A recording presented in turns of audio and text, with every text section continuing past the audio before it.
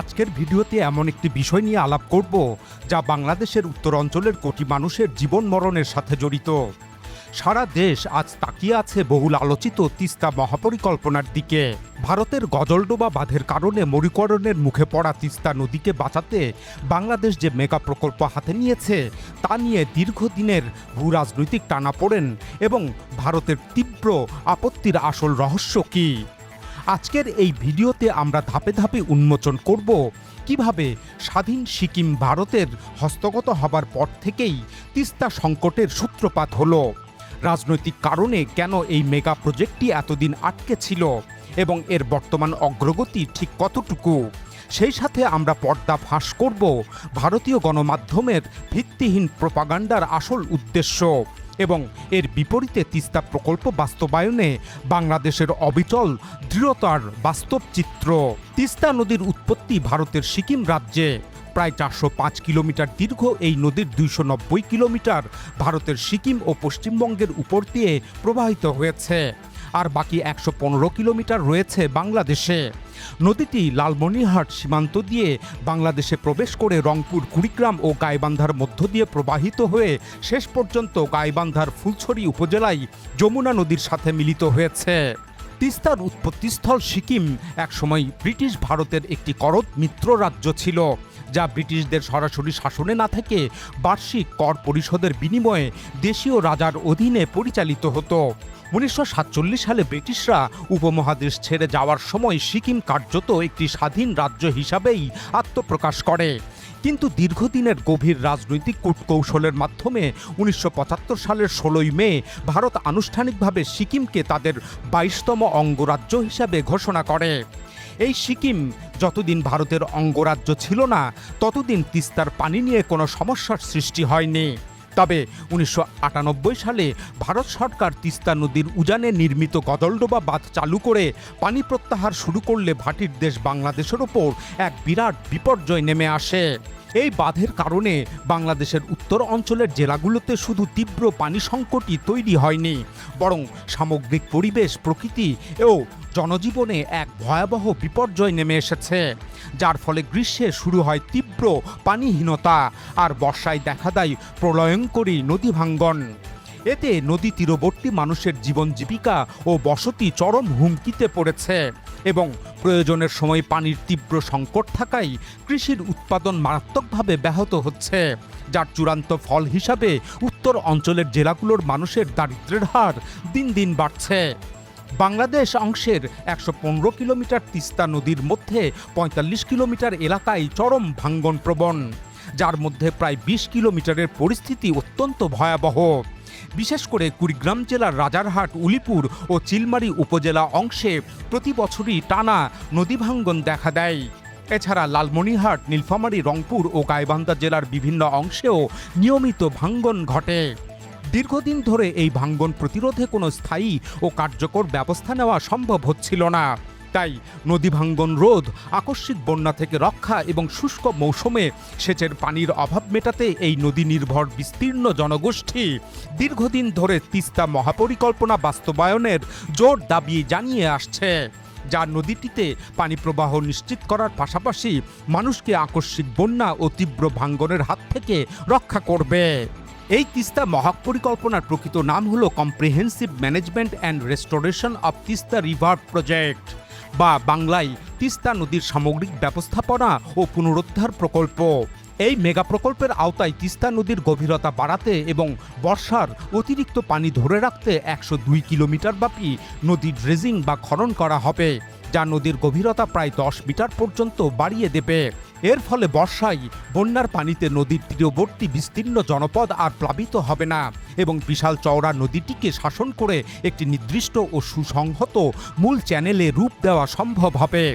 পাশাপাশি শুষ্ক মৌসুমের তীব্র পানি সংকট মেটাতে নদীতে বড় বড় জলাধার বা রিজার্ভার তৈরি করা হবে, যা বর্ষাকালের অতিরিক্ত পানি জমা রেখে শীতকালে কৃষকদের সেচ কাজে ব্যবহার করার সুযোগ করে দেবে।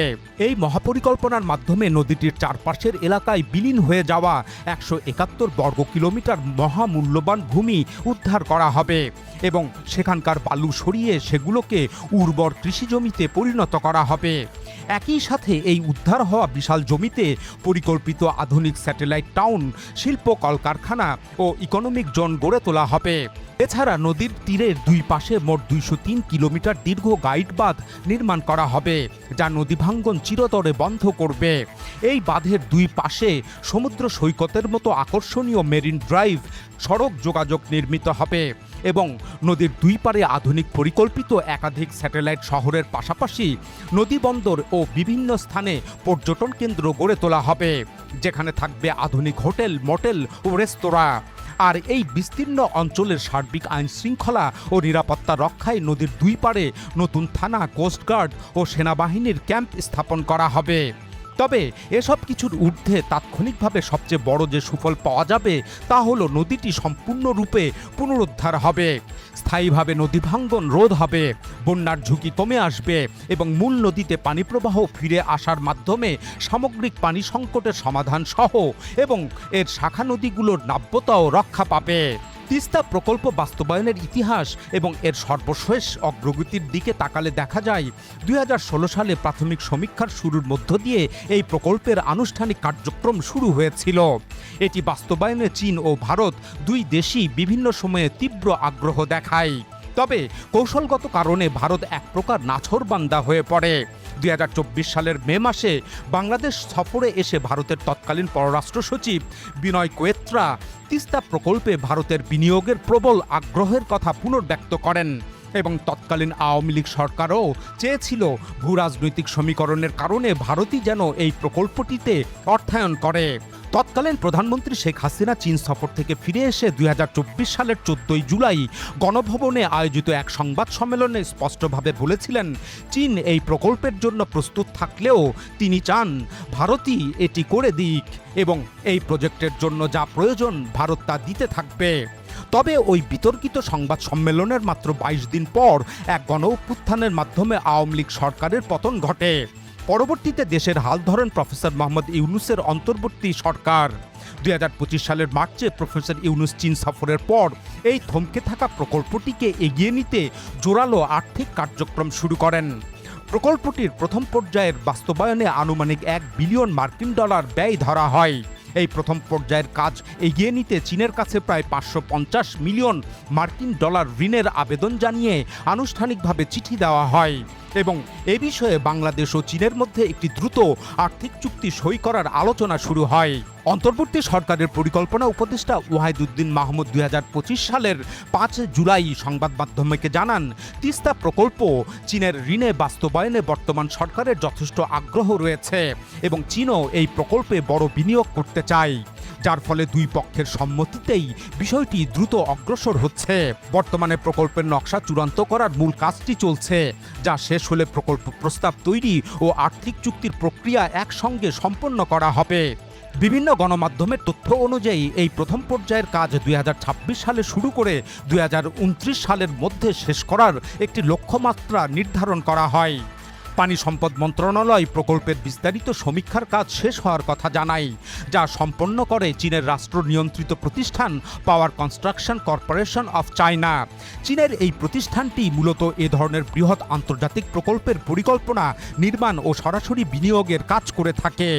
যাই হোক, এরপর 2026 সালের 22 থেকে 26 জুন পর্যন্ত বাংলাদেশের প্রধানমন্ত্রী তারেক রহমানের চীন সফরে বহুল আলোচিত তিস্তা প্রকল্পের এক বড় অগ্রগতি সাধিত হয়। সফরকালে প্রধানমন্ত্রী তারেক রহমানের সাথে চীনের প্রধানমন্ত্রী লি ছিয়াং এবং প্রেসিডেন্ট শি জিনপিংয়ের পৃথক দুটি দ্বিপক্ষীয় বৈঠক অনুষ্ঠিত হয়, যেখানে তিস্তা মহাপরিকল্পনা বাস্তবায়ন ছিল আলোচনার অন্যতম প্রধান এজেন্ডা। ওই সফরে 25 জুন বাংলাদেশ ও চীনের মধ্যে মোট 13টি সমঝোতা স্মারক স্বাক্ষরিত হয়।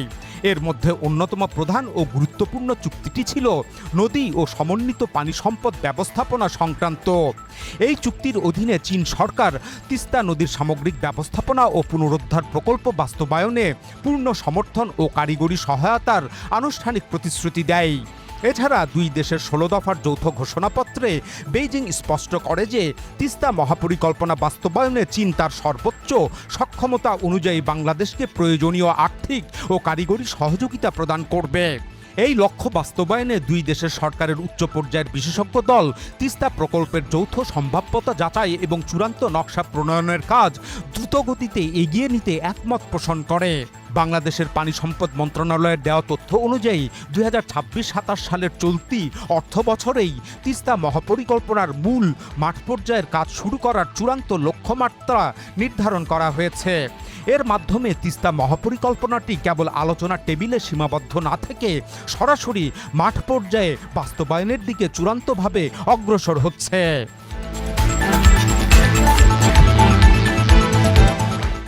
এখন চীনের সহযোগিতায় এই তিস্তা মহাপরিকল্পনা অগ্রসর হতে দেখে ভারতের নীতি নির্ধারকদের কপালে চিন্তার ভাঁজ পড়েছে। ভারতীয় গণমাধ্যমে এটি নিয়ে এক ধরনের অস্থির প্রচারণা চালানো হচ্ছে। বাংলাদেশের এই নিরেট অর্থনৈতিক ও অবকাঠামোগত মেগা প্রকল্পটিকে তারা সামরিক ও ভূরাজনৈতিক দ্বন্দ্বের আবহ তৈরি করে প্রোপাগান্ডা ছড়াচ্ছে।